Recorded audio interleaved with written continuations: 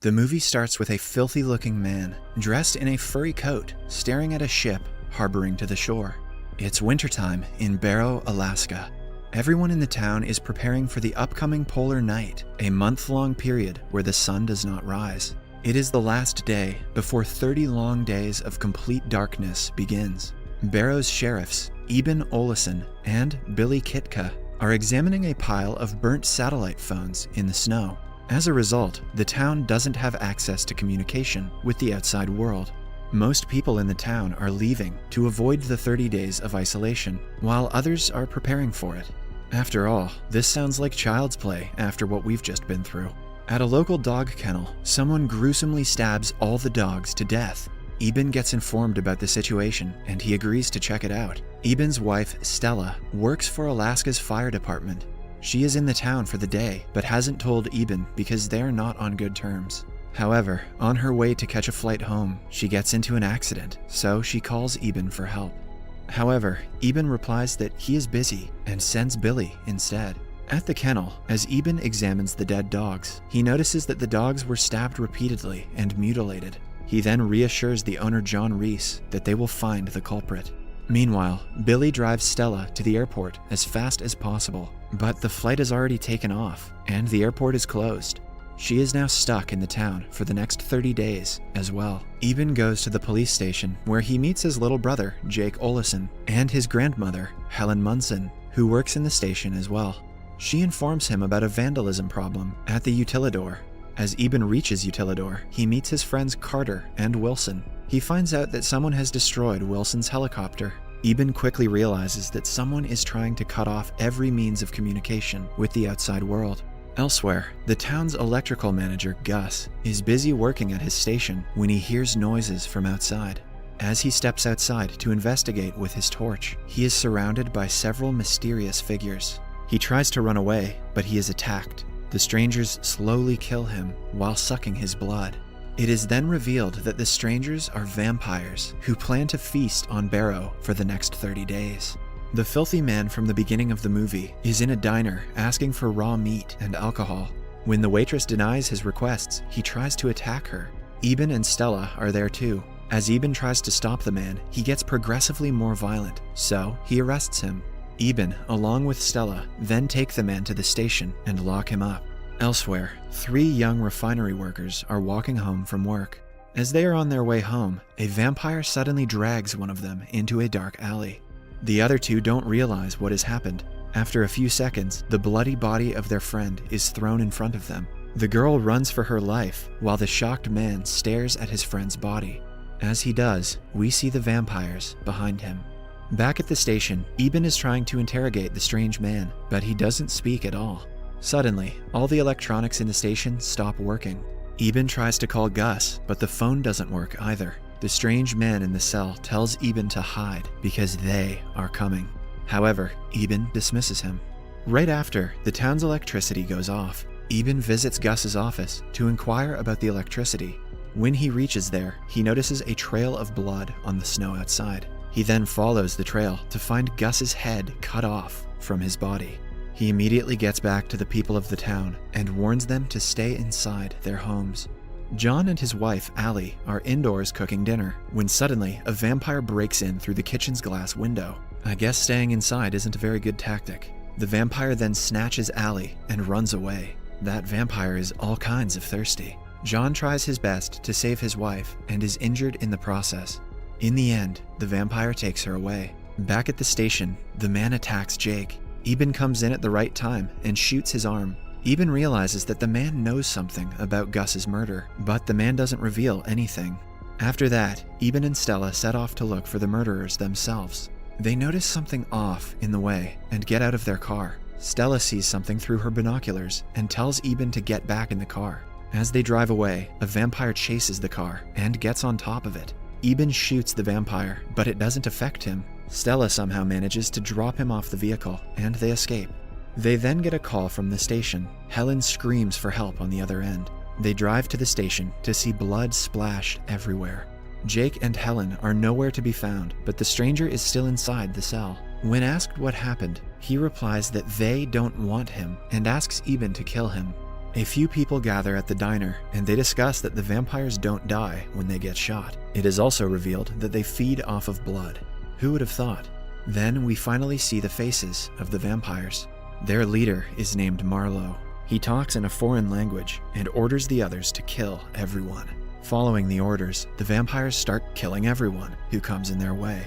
Eben and Stella rush to the diner from earlier to investigate. Jake and the other survivors are there too. However, Helen was killed by one of them.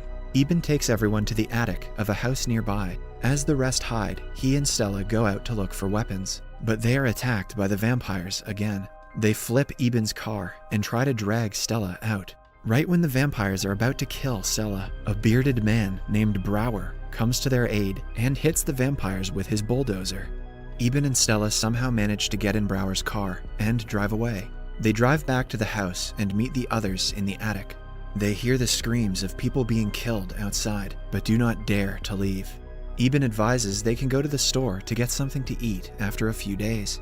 They plan to stay in the attic for some time and move to the utilidor when they get a chance. Meanwhile, Marlowe walks up to the stranger in the cell and thanks him for completing the task. He then snaps his head and kills him. Back in the attic, they decide to sleep in shifts, ration out their food, and plan their next step later. For 6 days, they remain hidden in the attic. On the 7th day, they notice a girl outside screaming for help. The girl is Jake's childhood best friend. Eben realizes that it is a trap when he sees the vampires on top of the roofs. Still, he goes outside to save her, but can only watch her being tortured and eventually killed by the vampires. As he is about to return, someone calls his name, and he notices John hiding in a corner. Eben tries to help John, but he attacks him instead. John has turned into a vampire because his blood got infected while he was trying to save his wife. John tries to bite Eben. Knowing that there is no other way to save John, Eben chops his head off with an axe. Eben then goes back to the attic and falls asleep due to exhaustion. There, Wilson's father, who has dementia, tries to run away looking for his dead wife. Wilson and Stella calm him down, but the old man escapes through a window. When Wilson finds out, he immediately runs outside to search for him, despite Stella's pleas to stay inside. Eben wakes up from all the commotion. Suddenly, a vampire comes inside the house, and Eben and Stella hide from him. As the vampire is about to get them, Wilson's scream distracts him. The vampire finds Wilson outside the house and eventually kills him. This gives Eben and Stella an opportunity to go back into the attic. 18 days have passed in the attic. They have no food left, and everyone's will to live is weakening. They decide that on the very next hailstorm, they will make a run for the store. Fortunately, on the 19th day, a snowstorm strikes. They carefully walk towards the store. When they reach there, they collect food and supplies. Just then, they see a little girl sucking the blood out of a dead body. The little girl attacks Carter. Brower, Stella, and Eben get her away from him, and Jake cuts the little girl's head off. The storm has already stopped when they are ready to leave. Now they are stranded in the store. They decide to go to the utility in the police station, where they can be safe. Stella says that the vampires cannot function in sunlight. That is why they have attacked during the polar night. This reminds Jake of a UV light that his grandmother used to grow plants. Eben decides to run to his grandmother's house to distract the vampires and use the UV light to kill them while others escape to the utility. He then runs out screaming with an axe. The vampires hear his screams and run after him. Others run to the police station to hide in the utility room. Elsewhere, Eben starts a generator in his grandmother's house. He then gets prepared for the vampires with the UV light. The group of vampires surround the house. Marlowe orders his girlfriend, Iris, who is also a vampire, to kill Eben.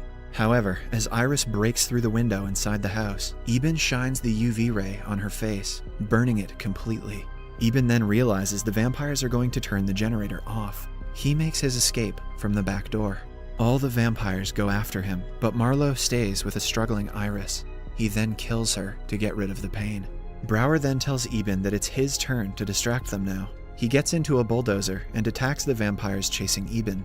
After a small fight, he runs the bulldozer into a building and gets all the vampires to come inside. He then proceeds to light himself up in an explosion.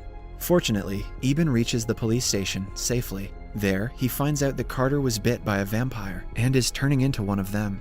With no other way out, Carter suggests Eben kill him. They both go into a room where Eben cuts his head off. Only 5 of them are left, but survival looks possible now. It is the 27th day. They have enough food to survive for the next few days until the sun rises again. Suddenly, they notice someone from the house across, trying to send them a signal by flashing a light. Eben assumes that someone is trapped there. He and Stella go to save them.